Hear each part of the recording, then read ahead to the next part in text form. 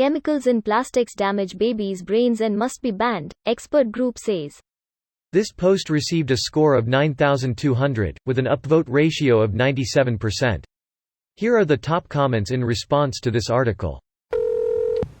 Phthalate are one class of many industrial chemicals with developmental neurotoxicity. Solvents, metals, and pesticides have all been shown to disrupt neurodevelopment at varying degrees.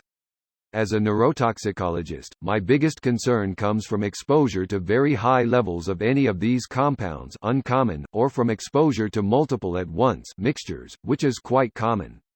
Either way, we need to focus on reducing exposure at all life stages, particularly for those in lower socioeconomic areas, as this is where we see the highest environmental contamination. How does one go about reducing exposure to these toxins? At the individual level, water filtration, air monitoring and purification, testing houses and soil or well water for contaminants. Probably the easiest thing someone can do right now is find information about the products and foods you have in your house. Do they contain phthalate? PFAS. Clean food with a fruit or veggie cleaner that removes pesticides. To check drinking water quality for your area, this is a good website. At the policy level, regulating use and release of chemicals through EPA, policy changes to limit irresponsible use and release of toxicants by commercial entities, monitoring and remediation of heavily contaminated areas. Can you give an example of the fruit veggie cleaner? Personally, I use the fruit and veggie wash from Trader Joe's or Sprouts. It's the lipid solubility that removes most pesticides. This only removes surface pesticide. There's no way to leach out systemic pesticide residue AFAIK. Yep.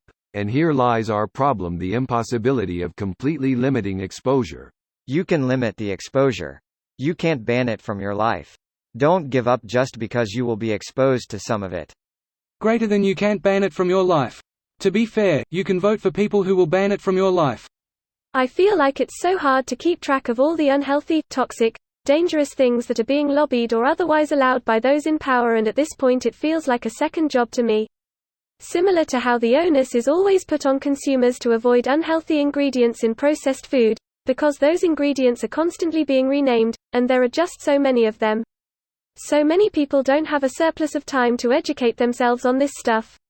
Moreover, I can't help but feel like this solution is only because of an inherently broken system. Yeah. That does sound like something that I can get behind. Why do you hate billionaires like this?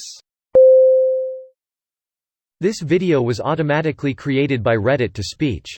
The article and comments in this video were selected from Reddit according to their upvotes, and any paraphrasing was performed by smmry.com, without any human intervention.